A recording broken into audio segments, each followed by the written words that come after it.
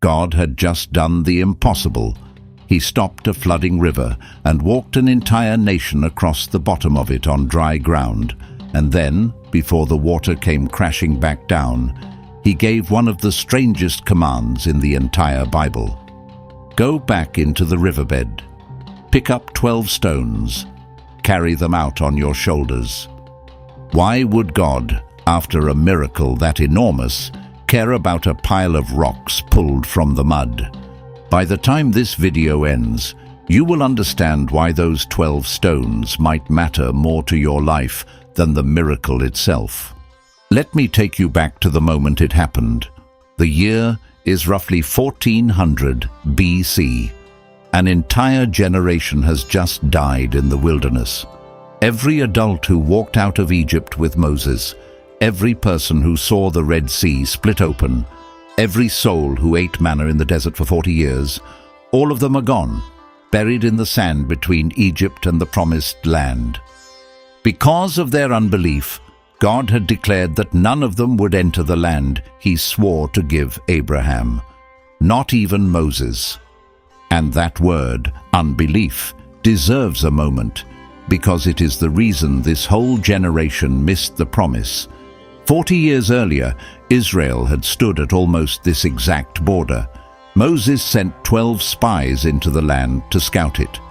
All 12 came back and agreed the land was extraordinary, flowing with milk and honey, exactly as God had promised. But 10 of those spies were terrified. They said the cities were fortified, the people were giants, and there was no way Israel could take it. They looked at the obstacle instead of the God who had already split a sea for them, and the fear of those 10 men spread through the entire nation like a disease. The people wept. They talked about stoning Moses and choosing a new leader to take them back to slavery in Egypt. And God, grieved by their refusal to trust him, declared that this faithless generation would wander in the desert until every last one of them had died, and only their children would inherit the promise. Moses is dead now too. He climbed a mountain, looked out over a land he would never set foot in, and died there with his eyes still full of the promise. The greatest leader Israel had ever known, the man who spoke with God face to face, was buried by God himself in a valley, and no one knows the location of his grave to this day, and leadership passed to a man named Joshua. Joshua had been Moses' assistant for 4 decades. He was one of only 2 men from the original generation allowed to enter the land, because 40 years earlier, when those 10 spies came back terrified and faithless, Joshua and Caleb were the only 2 who stood up and said, "We can take this land because God is with us." They held on to the promise when everyone around them let go. They were willing to be stoned rather than abandon their faith in what God had said. And now, after all those years of wandering, after burying an entire generation, after watching his mentor die within sight of the goal, Joshua is standing at the edge of everything he waited for. You have to understand the pressure on this man. God spoke to Joshua at the start of the book that bears his name and said 3 times in the span of a few verses, "Be strong and courageous. Do not be afraid. Do not be dismayed." God does not repeat himself for no reason. He was speaking to a man carrying the weight of leading a nation into war, into the unknown, into a land full of enemies, with the impossible shadow of Moses hanging over everything he did. And the very first obstacle Joshua faces is a river he cannot cross. But there is a problem, a big one. Between the Israelites and the Promised Land runs the Jordan River, and this is not the trickle of a stream you might picture. The book of Joshua tells us something specific, and it is the kind of detail most people read straight past. It says this was the time of harvest, and the Jordan was overflowing all its banks. Springtime. The snow on Mount Hermon to the north was melting and pouring down into the river. The Jordan was not just full, It was at flood stage, swollen and violent, spilling over its edges into the surrounding plain. This was the worst possible time of year to cross. If Joshua had wanted to make this easy, he would have waited a few months for the dry season, when the Jordan shrinks down and a man can practically wade across in places. But God did not choose the easy season. He chose the flood. And that choice tells you he was about to do something no one could explain away as luck. This is a pattern worth pausing on, because God does it constantly. He does not wait for the odds to improve before he acts. He does not part the sea when it is calm. He waits until the situation is genuinely impossible, until there is no natural explanation left, and then he moves.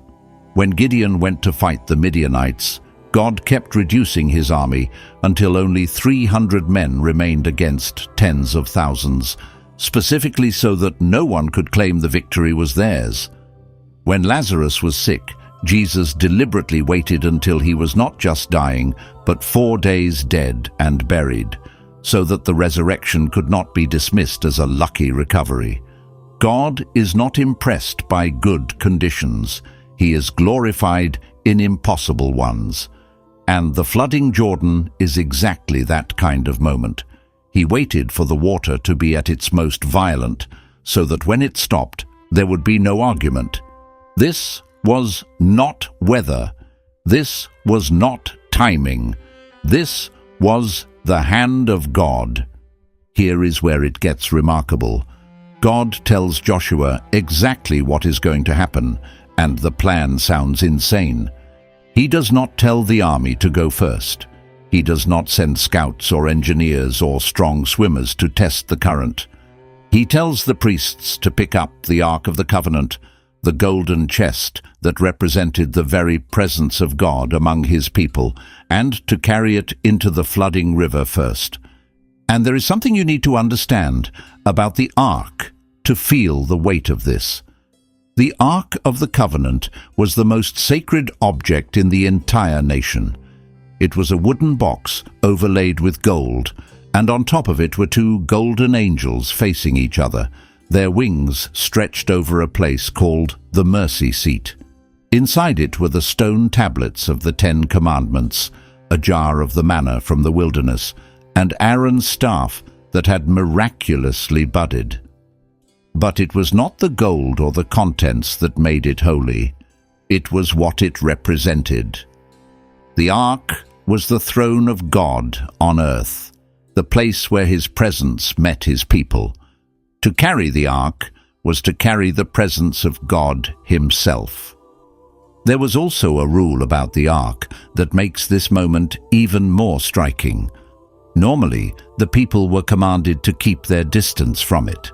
When the nation traveled, the Ark went ahead, but the people were told to stay about 1,000 yards behind it, so they would know the way to go, since they had never passed this way before. God's presence went first, and the people followed at a reverent distance. So picture the scene. The priests lift the throne of God onto their shoulders, and they begin walking, not away from the flood, but directly toward it. Think about what that required. The priests had to walk toward a raging, overflowing river, carrying the holiest object in the entire nation, with no bridge, no boat, and no proof of what would happen. God said the moment the soles of their feet touched the water, the river would stop, but they would not see it stop until they stepped in. The miracle was on the other side of their obedience. If they waited on the bank for the water to part before they moved, it would never part. God required them to get their feet wet first. He required them to commit before he revealed. And that is a pattern you will see again and again in Scripture and in your own life. God very rarely parts the water while you are standing safely on the shore. He asks you to step toward the thing you are afraid of, to put your feet in, to move before you can see the outcome. Faith is not standing on the bank waiting for proof. Faith is stepping into the flood because God said he would meet you there. And they stepped in. The Bible describes the moment with almost cinematic precision. The instant the priest's feet touched the edge of the water, the river coming down from upstream stopped flowing. It rose up in a single heap, way off in the distance, at a town called Adam. The water piled up like an invisible dam had dropped from the sky, miles away, and the riverbed in front of the Israelites simply drained and went dry. Now hold that image for a second, because there is a detail here that will come back later, and it is easy to miss. The water piled up at a place called Adam. The very first man in the Bible was named Adam, and here, at the threshold of the Promised Land, the waters of judgment and death pile up and freeze at a place bearing that name, so that a whole nation can cross into new life. The people who wrote this down were not choosing these words by accident. The priests carried the ark to the exact middle of the riverbed and stopped. They stood there, holding the presence of God on their shoulders, right in the lowest point of the river, on ground that moments ago had been underwater, and they did not move. And then, one by one, tribe by tribe, family by family, the entire nation of Israel walked across the dry bed of the Jordan River. Men, women, children, the elderly, the livestock, all of it. Hundreds of thousands of people passing between two walls, the dry ground beneath their feet, and the presence of God standing guard in the middle. Take a moment and picture yourself as a child in that crowd. You are 8 years old. You have heard the stories your whole life about the Red Sea, about how God split the water when your grandparents walked out of Egypt. But you were not there. You did not see it. It always felt like a legend, something that happened to other people in another time. And now here you are, walking on the bottom of a river that should be drowning you, looking up at the men holding the golden ark, feeling the mud that was underwater an hour ago, now firm beneath your sandals. That child is about to become the whole point of this story. Remember them. Once the entire nation had crossed, the miracle was not finished. There was one more instruction, and this is the command that has puzzled readers for thousands of years. God spoke to Joshua and said, "Choose 12 men from among the people, one from each of the 12 tribes, and command them to go back into the middle of the Jordan, to the exact spot where the priest's feet are standing, and each one is to lift a stone onto his shoulder and carry it out. 12 men, 12 stones, one from each tribe, pulled from the very center of the miracle, from the place where the presence of God had stood. Now why? The nation is safely across. The hard part is done. Why send 12 men back into a dry riverbed that could refill at any moment, to haul heavy stones up the bank on their shoulders? What is the point of the rocks? Joshua obeyed anyway, without arguing. He picked the 12 men. They walked back down into the riverbed, and each one hoisted a stone, and they carried those 12 stones to the place where the nation camped that night, on the western side of the river, in the Promised Land, at last, a place that would come to be called Gilgal. But here is a detail that almost every reader misses, and it is one of the strangest things in the whole account. Joshua did not set up just one pile of stones. He set up 2. Read Joshua chapter 4, verse 9, slowly. It says that Joshua also set up 12 stones in the middle of the Jordan, in the very place where the feet of the priests had stood, and then the water came back and covered them. 2 sets of stones. One set carried out and stacked on dry land at Gilgal, where everyone could see it, and a second set, 12 more stones, planted in the middle of the river, in the exact spot where the priest stood with the ark, and then swallowed by the returning flood, hidden underwater, where no one would ever see them again. Now, for centuries, some readers assumed this was just a scribal repetition, two versions of the same event accidentally written twice. But the Hebrew text is clear and deliberate. There were genuinely two monuments, one built up out of the river and set on the land, one built in the river and left there. And the writer of Joshua wants you to know about both. Hold on to that. Two memorials, one visible, one invisible. We are going to come back to why that matters, and when you understand it, it might change the way you think about your entire relationship with God. But first, we need to talk about where they carried those stones, because the place is not random. The place is called Gilgal, and what happened there is one of the most emotionally loaded chapters in the whole Old Testament. The people crossed the Jordan on the 10th day of the first month. If you know your biblical calendar, that date should make you sit up. The 10th day of the first month is the exact day, 40 years earlier, that the Israelites in Egypt were commanded to select the Passover lamb. God timed this crossing so that this new generation entered the Promised Land on the anniversary of the very first Passover preparation. He was closing a circle that had been open for 4 decades. And at Gilgal, the first thing God commanded was something painful and deeply symbolic.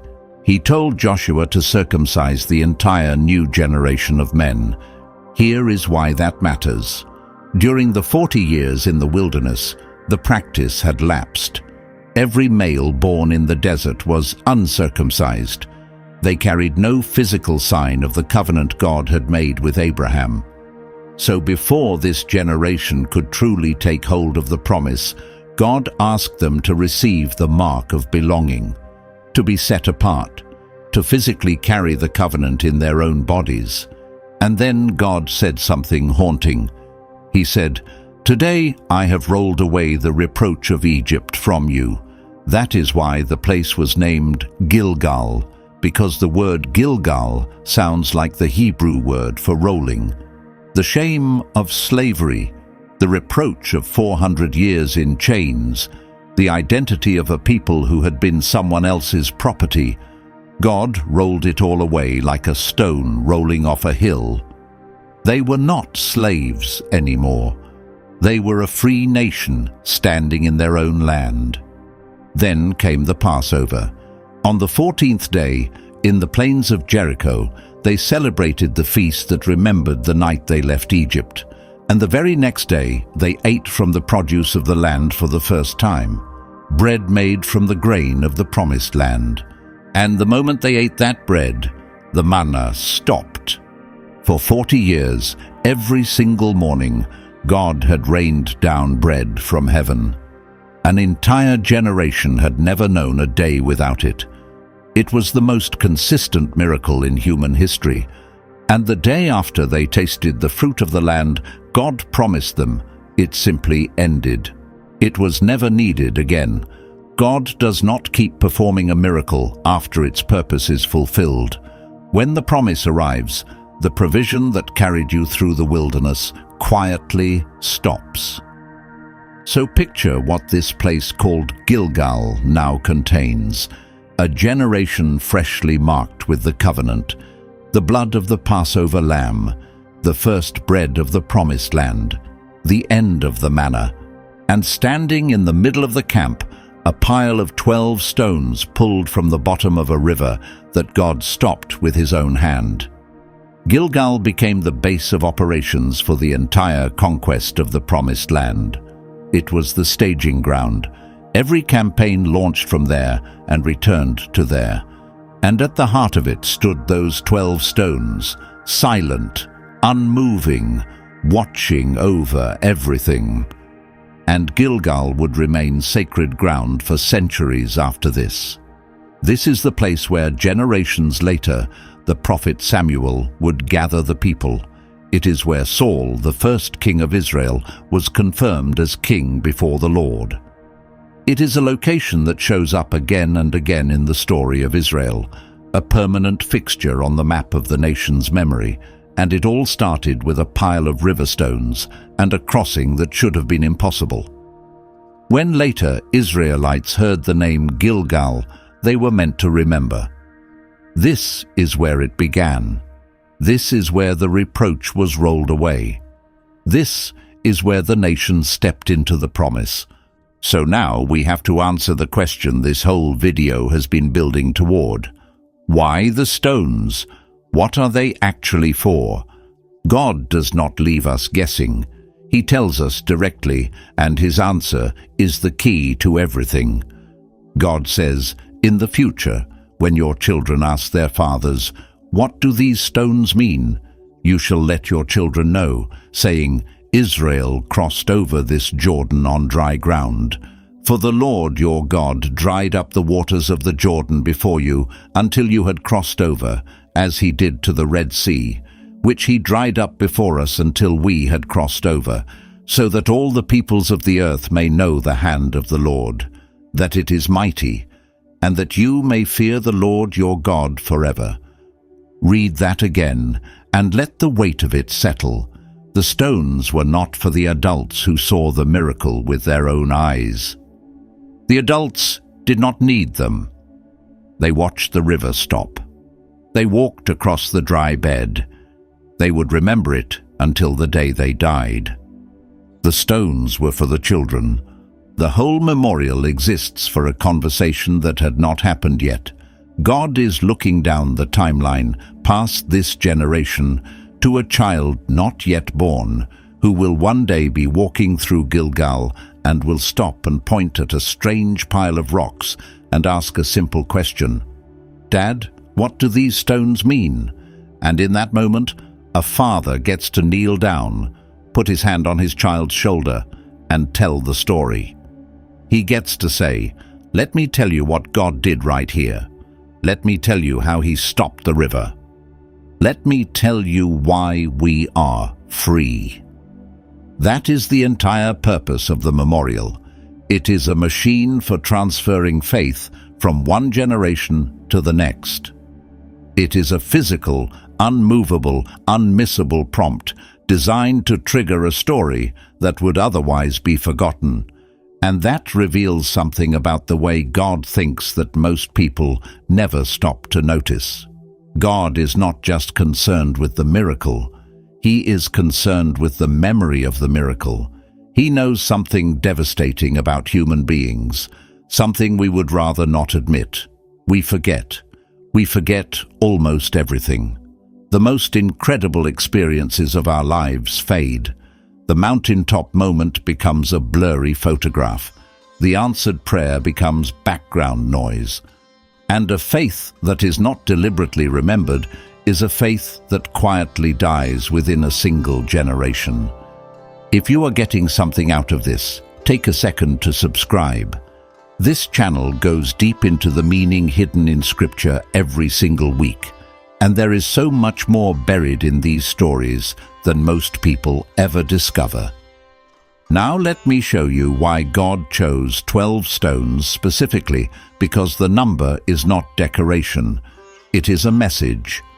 12 stones, one for each tribe, not 11, not 13, exactly one per tribe, and every man who carried a stone represented his entire family line.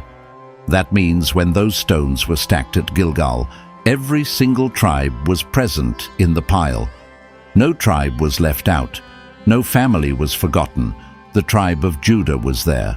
The tribe of Benjamin was there. Even the smallest, least significant tribes had their stone in the monument. This was a nation that was constantly at risk of fracturing. We already know how the story ends. Centuries later, this exact nation would tear itself in two, 10 tribes in the north and 2 in the south, and the northern tribes would eventually be scattered and lost. But here, at the beginning, at the threshold of the promise, God builds a monument that says, all 12 belong. You are one people. You cross together. Your stones stand together. And there is an even deeper echo hiding in the number 12. On the other side of the tabernacle, the high priest wore a breastplate over his heart, and set into that breastplate were 12 precious stones, one engraved with the name of each tribe. So when the high priest entered the presence of God, he carried all 12 tribes over his heart on 12 stones. And now, at the Jordan, the nation sets up 12 stones on the ground to remember how God carried them across. The people carried by God, and God carried by the priest, joined by the same number, the same stones, the same 12 names.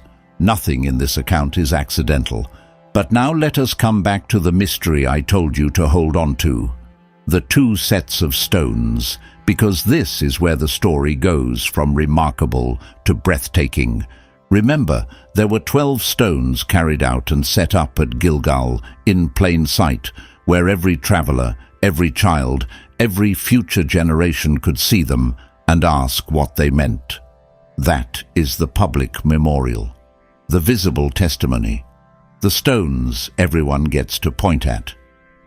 But there were also 12 stones that Joshua planted in the middle of the river, in the exact place where the priests had stood holding the presence of God, and then the water rose and covered them forever. Nobody would ever see those stones again. They sit at the bottom of the Jordan to this day, invisible, buried under the current, known only to God. Why would God want a second memorial that no human being could ever see? Sit with that question, because the answer speaks directly to your life. The visible stones at Gilgal represent the testimony you give to the world, the story you tell, the faith you pass on, the moments of God's faithfulness that you point to so others can see and believe. That memorial matters enormously, and we will talk about it more in a moment. But the hidden stones in the river represent something else entirely. They represent the part of your walk with God that no one will ever see.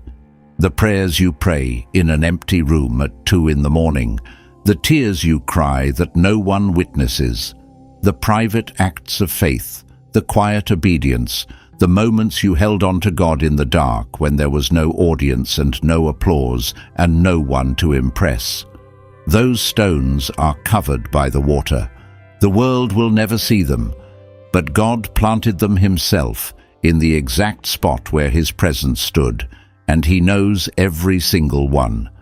There is a version of faith that is only about the visible stones, only about the testimony people can see, only about the highlight reel. However, there is a deeper faith that also builds the hidden stones, the altars underwater, the memorials known to God alone. The Jordan holds both, and God wanted both. He did not consider the hidden stones a waste, even though no human would ever see them. To him, the memorial that only he can see is just as real as the one everyone can point to. Stop and ask yourself right now, what are the hidden stones in your life? What has God done for you in secret that only you and he know about? Because those moments are not less sacred because they are unseen. In the middle of your own Jordan, in the deepest, lowest place you have ever walked through, God was standing there. And he left a marker. He remembers. Now, this whole idea of stones as memory runs through the entire Bible like a thread, and once you see it, you will find it everywhere. Long before the Jordan, Jacob, the same man God renamed Israel, had a dream at a place called Bethel, where he saw a ladder reaching to heaven with angels ascending and descending on it. When he woke up, he was overwhelmed with awe, and he took the stone he had used as a pillow and set it up as a pillar and poured oil on it, marking the spot where he met God. A stone to remember an encounter. Years later, at the lowest point of his life, running for his life from his own family, that memory of the stone and the ladder was an anchor for his soul. Later, the prophet Samuel set up a stone after God gave Israel a great victory over the Philistines, and he named it Ebenezer, which means the stone of help, saying, "Thus far the Lord has helped us." Think about that phrase, "thus far," not "the Lord has finished helping us thus far." It was a marker planted in the middle of an ongoing story, a way of saying, up to this exact point, God has carried us, and that means He will carry us the rest of the way too. A stone to remember a rescue and to fuel faith for the road still ahead. All through Scripture, when God does something that must never be forgotten, His people reach for stones. Not scrolls first, not songs first, but stones. Because a stone does not fade, a stone does not change its story.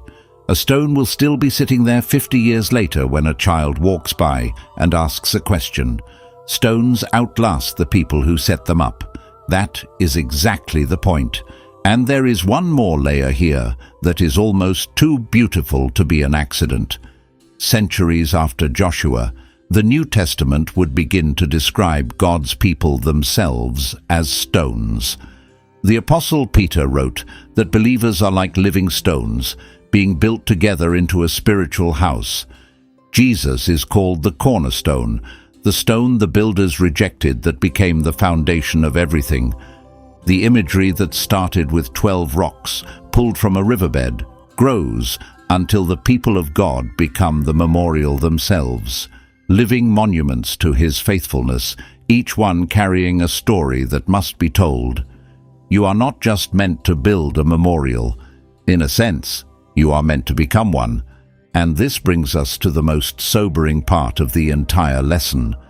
Because the Bible does not just tell us to build memorials, it shows us, in agonizing detail, what happens to a people who forget to. Look at what happened to this very same nation just one generation after Joshua. The book of Judges opens with a line that should send a chill down your spine. It says that Joshua died, and that entire generation was gathered to their fathers. And then there arose another generation after them who did not know the Lord, nor the work which He had done for Israel. Read that slowly. A generation arose that did not know the Lord, or the works He had done. In one generation, the memory collapsed. The people who walked across the dry Jordan raised children, and those children grew up, and somewhere along the way, the story stopped being told. The stones were still there. The miracles still happened. But the conversation God designed, the moment where a child asks and a father answers, that conversation stopped happening. And a nation that had personally watched God stop a river forgot who He was within a single lifetime. That is how fragile spiritual memory is. That is why God was so insistent about the stones. He was not being sentimental. He was fighting against the single greatest threat to faith in every generation, which is not persecution and not doubt, but simple, quiet forgetting. And now the story turns to you. Because everything we have talked about, the crossing, the stones, the memorial, the children, the forgetting, all of it lands in your life right now, whether you realize it or not. Every single person watching this has crossed their own Jordan. You have walked through something that should have destroyed you, a loss you did not think you would survive, a diagnosis that stopped your heart, a season so dark you could not see the far bank, a river at flood stage that stood between you and the life you were praying for. And somehow, you are still here. You made it to the other side. You are living proof that the water stopped. And notice how God arranged even the timing of your crossing. Just like He chose the flood season for Israel, your hardest crossings probably came at the worst possible moment, when you had the least strength, the fewest resources, and no idea how you would make it through. That was not cruelty. That was so that when you look back, you would know beyond any doubt that you did not cross on your own strength. Something carried you. Someone stood in the middle of your river and held the ground while you walked. The question God is asking you is the same question He asked Israel. Did you build a memorial? Did you mark the spot? Or did you cross over, breathe a sigh of relief, and immediately start walking, never once looking back to remember what God did? Because here is the pattern of the human heart. When we are in the flood, we cry out to God with everything we have. We pray like our lives depend on it, because they do. And when we reach the other side, we forget almost immediately. We get busy. We move on. We credit our own hard work or good luck or good timing. The miracle becomes a memory. The memory becomes a blur. And within a few years we are standing at the edge of a new flood, terrified, shaking, as if God had never brought us through anything before. We forget our own crossings. And a person who forgets what God has already done will always struggle to trust Him for what comes next. That is not a character flaw unique to you. It is the oldest weakness of the human soul, and it is exactly the weakness God built the 12 stones to fight. The 12 stones are God's answer to that. He is telling you to build something, to mark the moment, to keep a record you can point to when the next flood comes and your faith starts to shake. Maybe for you, that memorial is a journal where you write down every prayer God answers. Maybe it is a physical object on a shelf that reminds you of a specific rescue.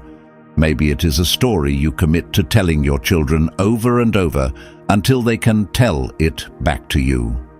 The form does not matter. What matters is that you refuse to let the miracle disappear into the fog of forgetting. And do not forget the second set of stones, the hidden ones, the memorials God builds that only He can see. Even if no one else ever knows what you have walked through, even if your deepest crossings happened in total privacy, with no witnesses and no applause, God was there in the middle of it. He stood in the lowest point of your river, and He planted a marker in that exact spot, underwater, invisible to the world, but never forgotten by Him. There is one last thing about these stones that I have to leave you with, and it might be the most important of all. Remember the whole purpose God gave. When your children ask, "What do these stones mean?" you shall tell them. The memorial only works if someone asks and someone answers. It is built for a conversation, and that means your faith was never meant to end with you. The single greatest thing you can do with your own crossing is not just to remember it privately. It is to tell it, to become the father kneeling down at Gilgal, to become the voice that answers the child's question, to make sure that the next generation knows what God did, so that when they reach their own flooding river, they do not face it as strangers to His faithfulness. They face it knowing, they face it remembering, because you built the stones and you told the story. That 8-year-old child I asked you to picture at the very beginning, the one walking across the dry riverbed staring up at the ark, that child grew up because someone made sure the story survived.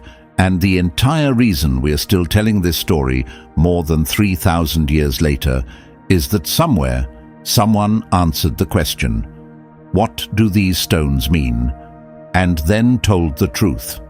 So let me leave you standing where we started, at the edge of a river that God stopped with His own hand, looking at a pile of 12 stones pulled from the mud. They were never really about the rocks. They were about the memory. They were about a God who cared so deeply that His people would not forget His faithfulness, that He interrupted a miracle to command a monument. They were about the children who had not been born yet. They were about you, standing on the far bank of your own impossible crossing, deciding right now whether you'll build something to remember it by, or whether you will let it fade like every generation tempted to forget. What do these stones mean? They mean God brought you across, and He is asking you to never, ever forget it.